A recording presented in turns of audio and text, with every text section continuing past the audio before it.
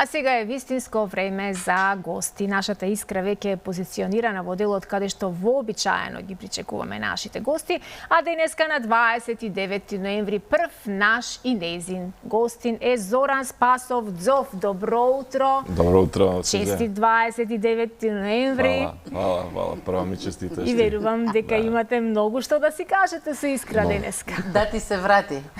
Благодарам нашите керки денеска имаат имен ден, Свети Матеј е денеска. Треба да прославиме јас и ти после емисија. Сузе порано си станата во текси со нештата, јас уште се расонувам. Јас сум ти тука, не грижи се. Предпоставам Италија веќе го кажа тој празникот, така? Така е, Да. така кажа повеќе ми на повелет. Ти благодарам, Сузе. Да, Зоран Спасов Дзов, кој што ова утро е овде во улога на писател, да ја промовира на неговата најнова книга Цепај сина, иако, добро утро да и од мене, иако некој, ако ме праша кој е Дзов, ако случајно не те знае, прво нешто што јас би рекла е стар скопјанец, прав скопјанец, иако, уште едно иако, и тоа е така доста оспоруван поим, што значи стар скопјанец, тоа веќе нема врска со годините, со староста. Со оглед на тоа што ова е книга на поими, ајде прво да дефинираме што значи стар скопјанец. Вака се прво да те коригирам, ја не се сметам сега за писател. Ова утро си во улога на писател, Добро, реков. Значи, ја знаеш како, тоа е пишувач.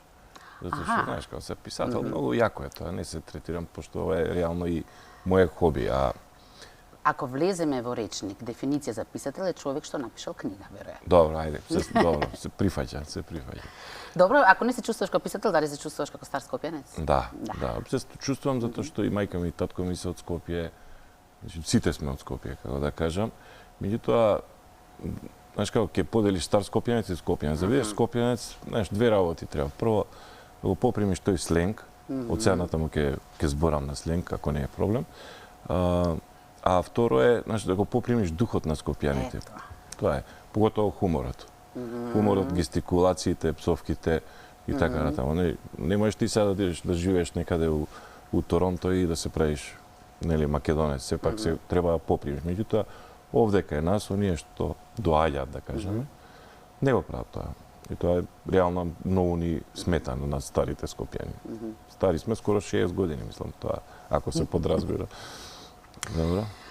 Го спомена хуморот, токму тоа е она што и го пишува овде. Ова е книга со 2000 поими, 12 поглавја и непревазиѓен хумор.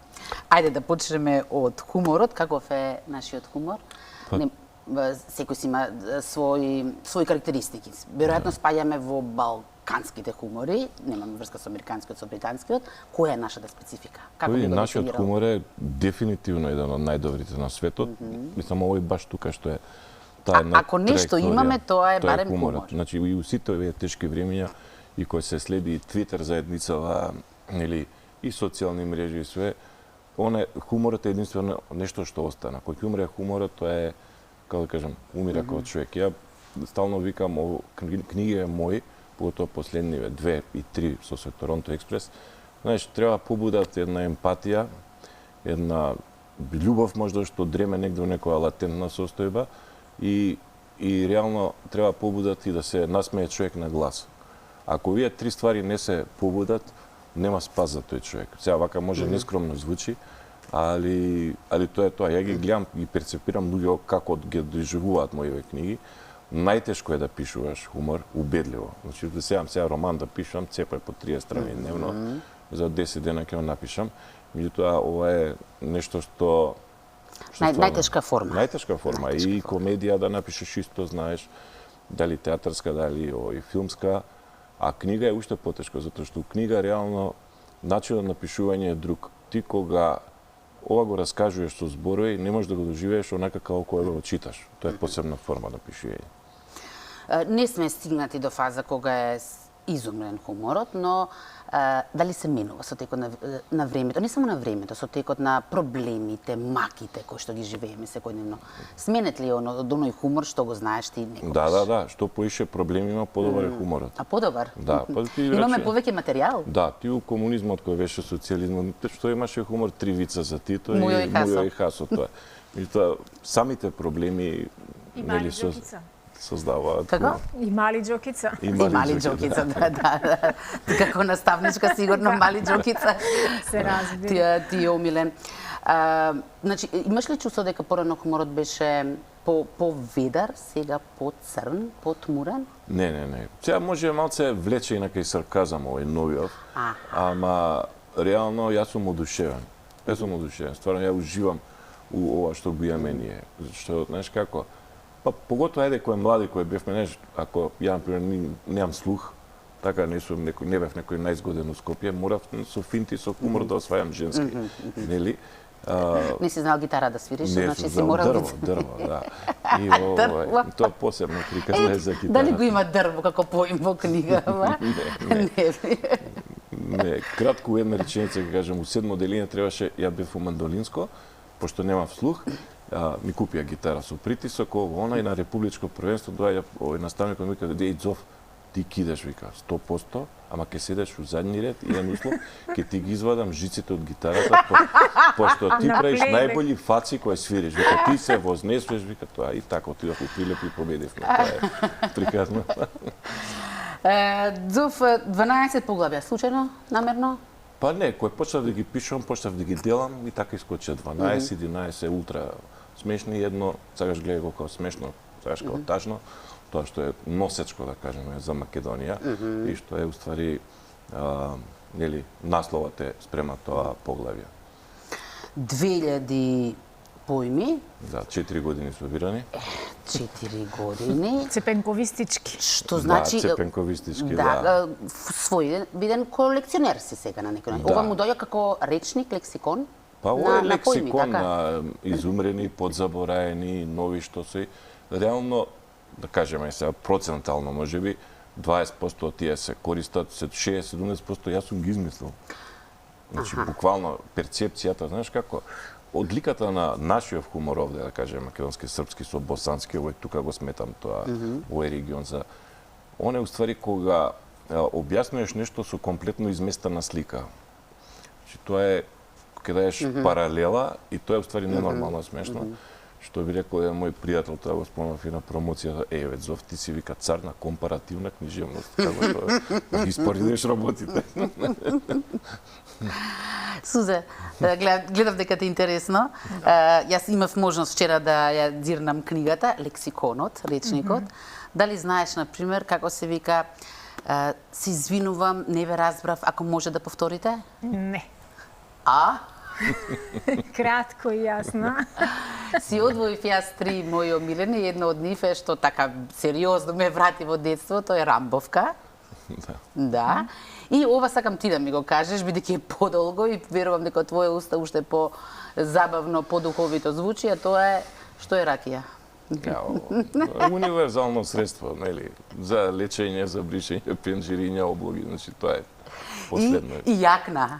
Јакна во вакви зимски услови за да се стоплиш, така му доаѓа. Зов, твоите 3 омилени? Па нема, види, ја доста, знаеш, кој ќе после 50 години кој ќе си го утепаш своето его, нели, обично големината на човекот е кога прави нели, кој се шали на свој рачун, на своја сметка, да кажам. Така да мене омилени ми се тие за мене. Овде имам 11 страни белешка за писателот, што е, едноставно, Толстој нема толкова белешка, али таа белешка е направена баш преку поими и еден од омилените, можеме да кажеме, кој кажам, жено, дигај ногите, а тоа се дешава кога она гледа серија, а ја усисавам. Фантастично. Насловот Цепај сине. Има своја приказна. Прво е вака, и да не прочитав кому му е, ако може да каже посветена, од каде доаѓа насловот, се гледа знаменитости, Бранденбуршка капија, Ајфелова кула, што значи цепај кон Европа или кон светов, така? Кон светот, да. Кој да цепа синот, нормално? Да, па реално и двете мои деца живеат во Торонто. синот, тоест кој се роди беше со канадски мозок роден. Мислам тоа друг оперативен систем. Не можеше тука. Ама тоа лошата страна значи го нема овој хумор, ако не го е има, го си го има. однесе у куферот беше овој хуморот, мислам најозбилно. И затоа што ја и тука пишам о тој предговор дека оно отиде со 2 куфера со USB-то со слики и видеа и со духот што го носи. Така да он го има хуморот, реално канаѓаните не му го разбираат хуморот. Они кажи 2 дете, а ја, значи уште се на тој стадиум на хумор, дали прво за второ деление, не може да сватат. Ама тоа е тоа, затоа. А иначе, тачно е, му дадов поддршка да отиде, тешко е да се живее нормално, кога ги гледаш на Viber, на Skype порано и така натаму, еднаш кои што ќе дојат, некогаш ќе прескочат. Ама тоа е тоа. И има тука точно таа главата, поглавието што е за Македонија, дава една убава слика зашто он си отишол. Интересно е што на промоцијата, нели, конференција беше Александар Микич и му дава, нели, слобода, он да си направи говор све. И присутен беше на самата промоција председателот Стево Пендаровски, дојде како обичен граѓанин, некако VIP, некако си седна страна. Без свита? Без свита, без ништо, и Микич извади една 15 поими и сите за Македонија. Гуте па човекот. Значи тој не мог гуче. Викам Микиш бе, не можеше нешто друго. Друг пат нема да ти дојде. И така, тоа е. Има, кога ја спомена промоцијата, не знам дали оди во позадина, јас не слушам, има и песна Цепај сине, која што се уште не е промовиран спотот. ќе биде. Дали гледачите ја слушаат? Ја слушаат, да, бидејќи овде ние не ја слушаме. И сега никога се договаравме, во план беше и спотот да се промовира денес, но од оправдани причини не е готов. Ќе мора малку да ни го подобјасниш со оглед на тоа што планираш ова да биде прв спот во Македонија создаден со вештачка интелигенција. Многу слушаме за таа вештачка интелигенција, но колку што слушаме, толку помалку знаеме. На кој принцип планирате да го направите или веќе го правите? Овака, кантавтор реално е Зоран Руданцеки. Онлайн е направен безвременски хит "Џабе живиш у Скопје", што беше инспирација од мојата прошла книга, што растури и на радиостаници и на YouTube секаде стана стварно една нова химна на нашите генерации. Позади таа песна има еден прекрасен спот, според мене нескромно ја го правев, ама е најдобар спот за Скопје. Ама и како да кажам, он е импресиониран од мене, јас сум импресиониран од него. Тоа е љубов на прв поглед. Да, значи тоа е неверојатна хемија. Растени сме заедно и така натаму. И сега оваа година на промоцијата, нели, он требаше да освири "Џабе живиш", вика: "Еј, брат, имам изненадување за тебе, една демо ово она." И ја пуштат песнава "Цепај сине", ја ја слушам, не ми се вере. Значи тоа е многу интересна песнава, доживеа едно 10-12 можеби варијанти меѓу време и он апдейтираше те музика, те текстот, те ова, те она. И на крај сега од вчера сме у војна со него, па реално он сака да биде модерен ритамот, јас сакам да биде рок ритамот и не знам што ќе правиме. Не знам што ќе правиме. Толку од љубовта. Он ќе победи сепак. Не го, ама ја мојата ќе си ја. Затоа што твоето музичко искуство го слушнавме преска, така што подобро он да победи. Да, искрено спотот сега што е интересно. Интересно е дека ето лани го направивме тоа и се инсерти од Скопје, од Матале до нас. И сега ајде викам ова вештачка интелигенција од цел свет седнав. Јас засукав рукави, дај што е тоа, таму ово, она и тоа знаеш како функционира. Сега си пишеш што душа на англиски, викаш дај ми клупче кај кулите у Скопје, темница, да има теткица со плава фризура, разочарана од мужот, а мужот да седи у ќуш, и сериозно тоа го наоѓа. Да, и полека ги креирам сцените. Е така. И од прилика така ќе биде овој спотот. Прв спот ја претпоставам може и во светот создаден на тој начин. Зовте, знам, си пресметав повеќе од половина од својот живот и морам да ти кажам, кога правиш интервју на некого што долго го познаваш, уште е потешко отколку некого што не познаваш. Па ме интересира како е со твоите читатели. Од кого имаш повеќе, сега не да кажам страв, ама чија реакција ти е понеизвестна, од оние што те знаат или од некој апсолутно непознат читател? Па прво, фелата не ме поштуе. Тоа е, мислам, основно да кажам. Тоа ДПМ друштво написа, тоа мозоците, труст мозгова, Савет мудраца и така. Тие не ме пошпеат. Таму сум на теми сам, пошто пишувам нели на скопски. Меѓутоа, знаеш како, ја имам страшна публика, за нескромно ја кажам, ама 3 години поред сум најпродаван автор, македонски и странски, како сакаш кажи, во држава. Се надевам дека и оваа 4-та година ќе бидам. Значи, мене ме читаат неколку категории на луѓе. Најинтересни се тие што ништо во живот не читаат освен моите книги. Значи, тие ми се едни фоловери што ме следат, што и да напишам купуваат. И тие ми даваат енергија и волја да пишувам. Значи, тие ми се бустат. Значи, ја нескромно е пак ќе кажам третото денеска. Мислам дека повеќе од трет пат. Да, може поише, ама ја 5-6 број таму. Става ретки сузе и пораките што ги добивам, значи од луѓе што не ги познавам, тоа е безценето. Безценето. Мислам, тоа ме убиваат, знаеш, колко овај Том кој ќе лапне петарда кој ќе ме експлодира, Том и Џери, нели? Таква е, мислам, добивам една експлозија на чувства. Тие ми се тие фоловери. Имам млада публика, поготоа новие 2 книги со поимиве. Имам млада публика што 16-17 години што пола не разбират, па ги прашуваат родителиве што значи опет се смеат. Имам публика од 80 години летоска на плажа, ќе падне од пешкир, што се вика женава, од смеење. Знаеш, тие ми даваат неверојатна енергија. Неверојатно. Ја и понатаму ќе пишувам, дури и следното дело ќе биде сериозно, меѓутоа ќе давам еден дух на емпатија. Значи, тоа е она што е изумрено некако кај нас мора да се разбуди. Имам еден предлог за твоја следна книга. Сега, значи, многу мразам да ги прашувам гостите нешто што веќе некој некогаш ги прашал. Да.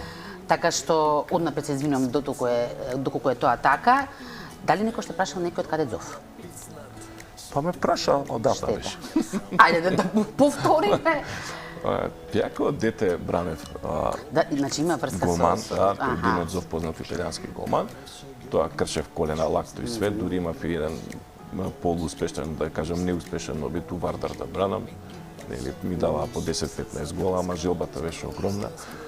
И така до тогаш ми е. Значи да резимираме, гитара не си знал да свириш, со фудбалов слабо, Да. и за теливе не те признават, а сепак најпродавани твоите книги, гледаш? Тоа е судбина. Да. И предлогот за новата книга ми беше за прекари, дека може да ти е исто така интересно. Може тука Битолчани ве предначе. Да, и Прилепчани се познати. Се не знам во Скопје колку има. Има, ама знаеш, се повторуваат, не се многу оригинални. Знаеш, ја со петолетки сум растен као, впрочем и постариве генерации. Ја за следниве 5 години знам што ќе пишувам. Браво. Така да имам све. Имам една театарска представа, имам овој сега романот, еден што ќе биде на теми сам као Салман Ружди. Тоа ќе биде една љубовна приказна за еден македонски јунак. Многу љубовна. Така да не откриваме, ама тоа е тоа. За самиот крај да те прашам она како што Сузе и го започна разговорот со денешниот датум, кој што буди различни емоции кај луѓето, кај нашите гледачи секогаш го коментират. Различни, реков, но сепак буди емоции. Еве, како некој што многу сака да говори за тоа време, што за тебе представува овој ден? Па, вака, да споменам уште еднаш дека мојот роман Тито, мојот предпоследен херој е веројатно најпродавана книга со години. Него, у тоа истражување што го правев ја долгогодишно, да кажам, си имам своја перцепција на тоа што е, мислам дека вистината, а тоа е дека на овој ден, нели во Јајце, е одржано второто заседание на АВНОј, тоа е антифашистичко собрание, веќе собрание на Народно-ослободителното движење на Југославија, кај што од претходно ние имавме од Коминтерната, нели, тоа е асоциација на комунистички партии, гајдлайн дека Македонија треба да добие држава. И тука Тито, нели, со КПЈ, дава предлог у самата одлука дека Македонија прв пат во историјата ќе има своја држава, со своји граници, со признаен јазик и така натаму. Беа у тоа време 42 делегата поканети од Македонија, не отиде ни еден. Значи, пази, некој тебе ти дава држава, те признава све, а никој не отишол. И тоа е срамота што нема објаснување зашо не отишле. Знаеш, има некои такви малски муавети, слушај, имало снег на Табановце, не можеле да поминат, а немале зимски гуми, па јакната им била за перење. Знаеш, тоа е срамота што никој не отишол, ама пратиле телеграма, а ние поддржаваме дека ќе ни даете држава. Значи, тоа е, знаеш, тие историски факти, какви да се мора да бидат објаснети. Значи, се десило. Немаш тоа да го криеш, да го буташ под тепик, како ние што го правиме нашите учебници по историја. Така да, тоа е најсвето. За оние што ги немаме? Или оние што ќе ги имаме некогаш? И тие. Затоа што 29 ноември мора да се слави. Мора. Значи, тогаш е родена Македонија, не е на Илинден. На Илинден е ушеднаш. Крстена е, да кажеме, тогаш крштевката е направена, а иначе родена е на 29 ноември 43 година во Јајце. И тоа е непобитен факт. Суза? Јас посакувам уште многу, токму за Тито, мојот предпоследен херој, сакав и јас да го прашам, но еве и пред да го прашам. Промовираше тогаш овде во Утринската, кај Христо, тогаш уште беше чула овде. дека тоа е една од најмногу читаните твои романи. Посакувам уште многу книги, 5 досега, плюс овој лексикон, така, нели? Посакувам уште многу книги да промовирам овде во нашата Утринска и многу да чита публиката која не читала лектири своевремено во училиште или бегала од часови по македонски. Може да ти свири на гитара, ти да пееш, сако нема никоја жичка во гитарата, друга друга работа. Една работа. за почеток, една жица. За повеќе ќе видиме, да. Со ќе благодарам многу, имавме наистина убав разговор.